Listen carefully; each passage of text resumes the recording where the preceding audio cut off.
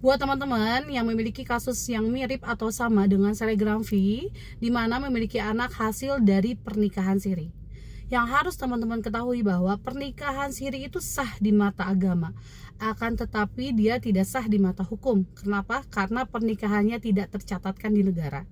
Dan yang harus teman-teman tahu, kekurangan dari pernikahan siri ini sangat banyak. Karena yang pertama, si istri tidak bisa menuntut apapun dari suaminya. Bahkan anaknya pun tidak bisa menuntut apapun dari bapaknya, menuntut warisan dan sebagainya. Dan yang lebih kasihan itu ketika akte kelahiran dan kartu keluarga si anak hanya tercatatkan sebagai anak seorang ibu. Teman-teman bisa bayangin, mereka punya ayah, tapi ayahnya tidak bisa tercantum di catatan sipil. Apa yang akan terjadi?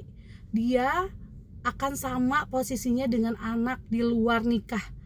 Bayangkan, padahal anak tersebut terlahir dari pernikahan sah secara agama, akan tetapi di sipil anak tersebut sama seperti anak yang terlahir dari luar pernikahan, karena sama-sama tidak bisa mencatatkan nama bapaknya.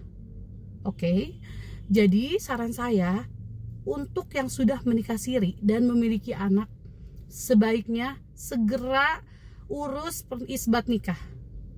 Jangan karena misalnya ada masalah, misalnya si ibu, saya nggak butuh bapaknya, saya bisa membiayai anak saya, dan anak saya nggak usah kenal sama bapaknya. Itu nggak bisa.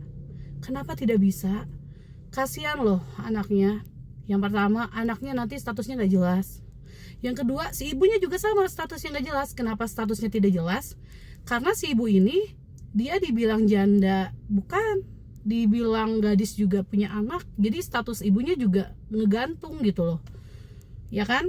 Jadi saran saya yang sudah memiliki anak di luar pernikahan negara atau hasil dari pernikahan siri, saran saya segera isbat nikah, catatkan pernikahannya secara legal agar anak-anak dan istrinya mendapatkan hak dan memiliki kekuatan hukum.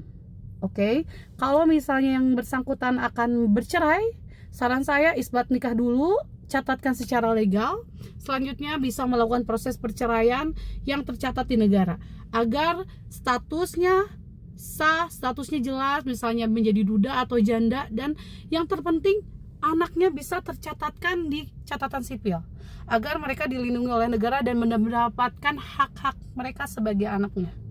Oke, terima kasih.